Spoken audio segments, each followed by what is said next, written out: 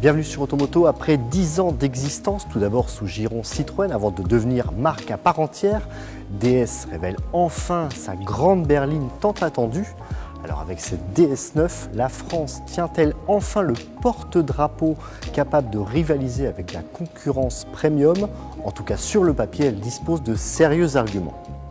N'y allons pas par quatre chemins après les déconvenues accumulées par le haut de gamme français depuis les années 80, de la Peugeot 604 à la Renault Velsatis en passant par la Citroën XM, l'arrivée d'une grande berline tricolore ne peut que laisser perplexe.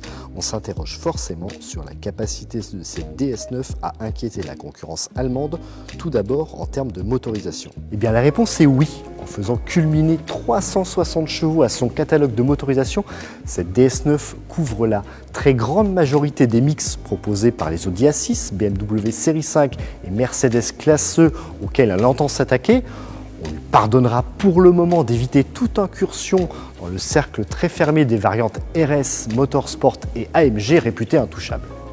La française assure plus que l'essentiel avec cette motorisation hybride rechargeable incluant 4 roues motrices. La DS9 proposera à son lancement un bloc thermique essence de 225 chevaux, secondé par une variante plug-in hybride de même niveau de puissance, ainsi qu'une troisième cumulant 250 chevaux, recourant aussi à l'hybridation rechargeable.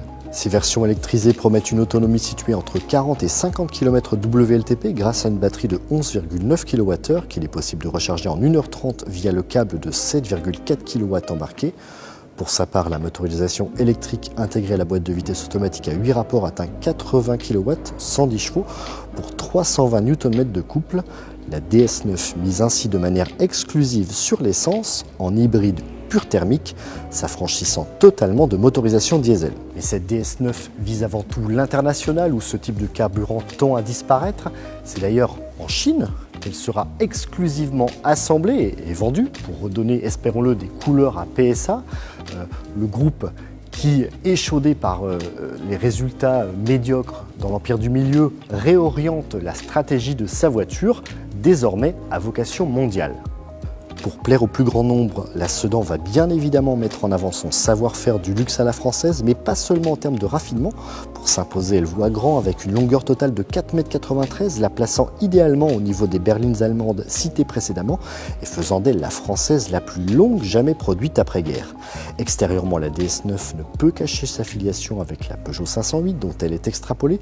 Stylistiquement parlant, sa proue la rapproche davantage du SUV DS7 Crossback quand la partie arrière jouit d'une belle personnalité. On découvre sous cet angle d'élégants feux ciselés avec un effet d'écaille supporté par d'épais joncs chromés se prolongeant sur les ailes. Et l'ensemble est originalement rehaussé par ces feux de position. Ce ne sont pas des clignotants, ce sont bien des feux de position qui rendent hommage aux clignotants de la Citroën DS.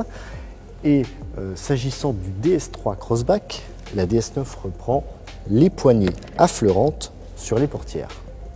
Un même soin du détail est apporté à l'habitacle, bien qu'étroitement dérivé du DS7 Crossback. Il est à présent intégralement recouvert de cuir nappa au niveau de la planche de bord et même des poignées de maintien. On décèle de la même manière des touches de cristal, tandis que l'Alcantara recouvre la totalité du pavillon.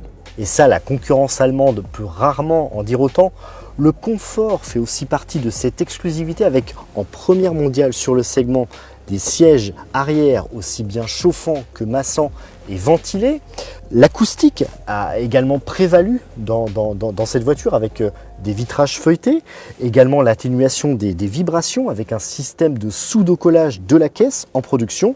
Et puis cela passe aussi par l'intégration d'une suspension pilotée gérée notamment par caméra. DS9 s'offre enfin les derniers raffinements d'aide à la conduite avec un niveau d'autonomie de second rang guidant sa trajectoire jusqu'à 180 km/h au sein d'une voie. Le système de vision nocturne inauguré par le grand frère DS7 est aussi au programme, la détection de la somnolence du conducteur ou encore l'éclairage LED matriciel. Enfin, il est possible de piloter sa DS9 du bout des doigts via une application sur smartphone afin de déverrouiller le véhicule à distance. Ce droit peut être délégué à 5 autres téléphones pour faciliter l'autopartage selon une plage horaire définie. Cette technologie fonctionne sur Bluetooth, restant opérationnelle même sans réseau GSM. Alors bien évidemment, elle n'arbore aucune étoile en bout de capot et doit encore se faire un nom, mais DS détient peut-être le modèle capable de lui faire embrasser une carrière similaire à Lexus. C'est tout le mal que l'on souhaite à cette DS9 qui déboulera en concession avant la fin de l'année. Nous ne manquerons pas très prochainement de l'opposer à ses rivales germaniques. D'ici là, je vous invite toujours à nous suivre sur nos chaînes YouTube et Dailymotion. À bientôt.